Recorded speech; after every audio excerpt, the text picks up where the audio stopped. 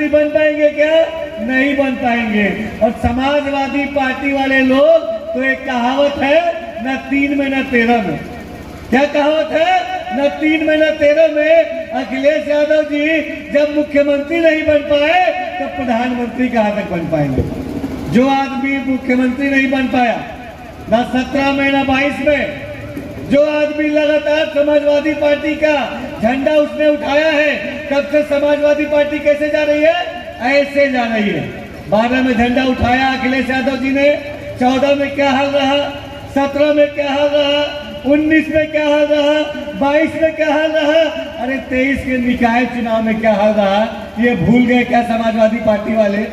Samajwadi party के लोगों को, हमारे मुस्लिम भाई खास तौर पे, आज उनसे मैं बात करने आया हूं। और वो बात क्या है कि ये सपा ने, ये कांग्रेस ने हम मुसलमानों को केवल वोट बैंक बना के रख दिया है। क्या बना के रख दिया है? वोट बैंक बना के रख दिया है। चुनाव में हमारे बीच में आते हैं, हमें बहला के, फुसला के, डरा के, धमका के हमारा वोट ले जाते हैं, लेकिन हमारा वोट लेके कभी भी मुसलमानों की तरक्की के लिए कोई काम न सपा ने किया न कांग्रेस ने किया।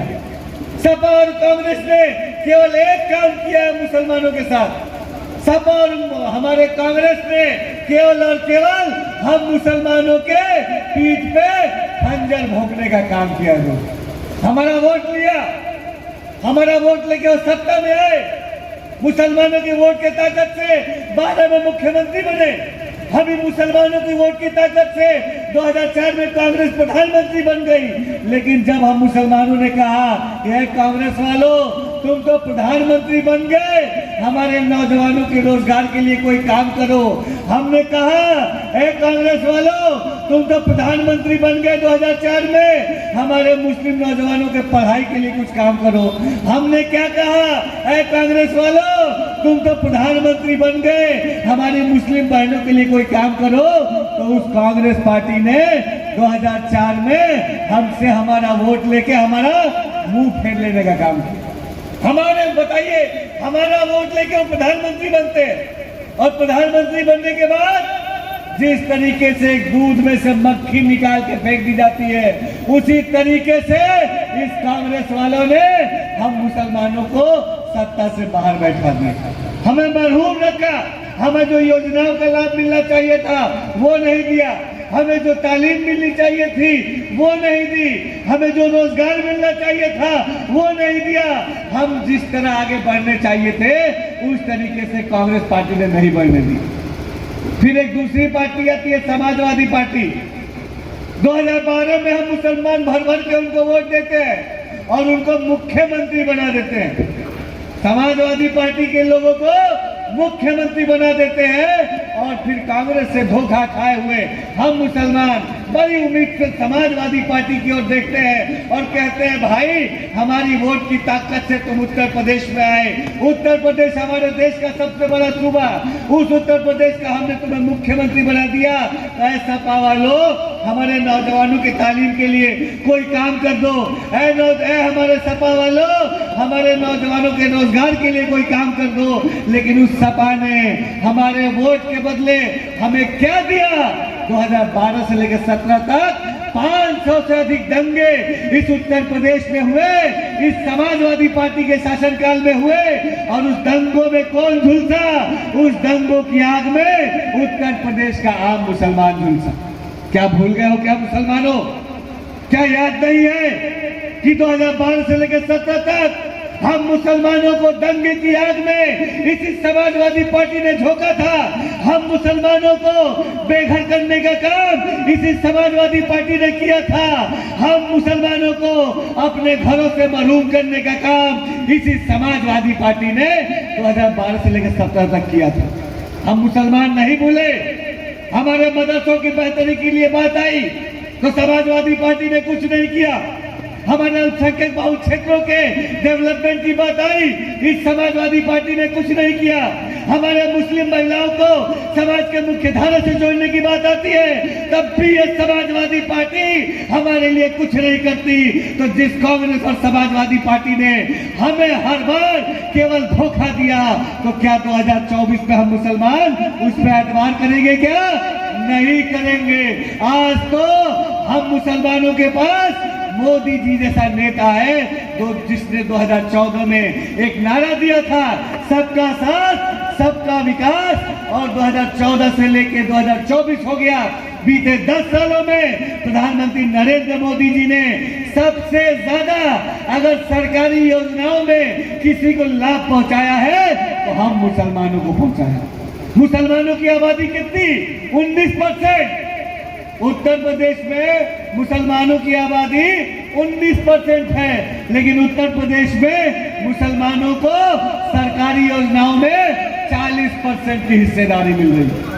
40% की हिस्सेदारी, जिसकी तादाद 19%, हिस्सेदारी 40%, यानी जितनी हमारी तादाद है उससे दुगनी हमारी हिस्सेदारी अगर किसी ने दी है तो भारतीय जनता पार्टी ने, नरेंद्र मोदी जी ने।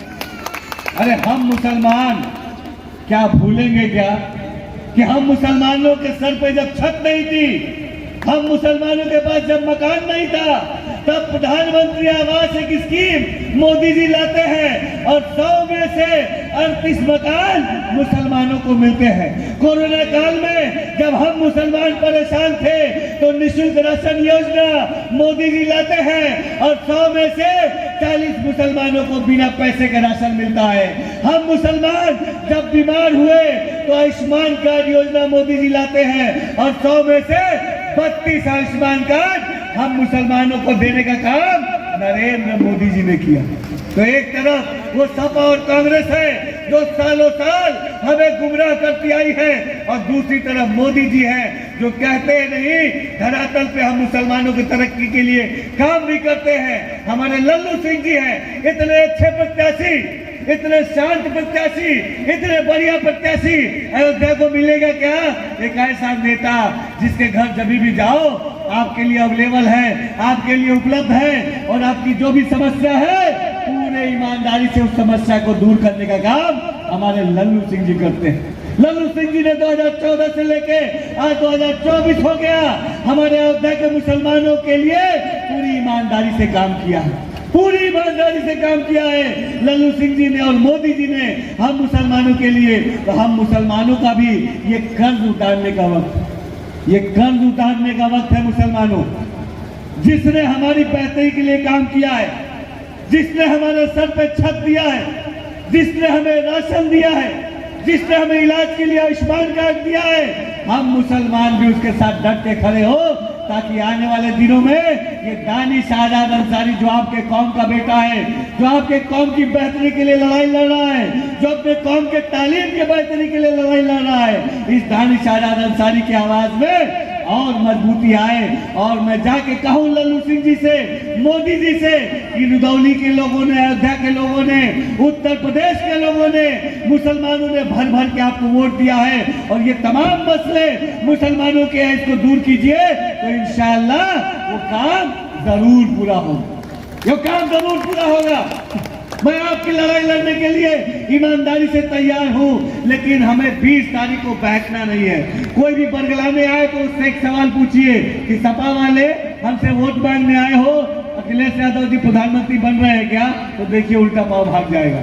देश जानता है, दुनिया जान रही है कि तीसरी बार मोदी सरकार बनने जा रही है, तो जो नाव तेजी से आगे बढ़ रही है हम भी उस नाव में सवार होके तरक्की और तालीम की तरफ आगे बढ़े।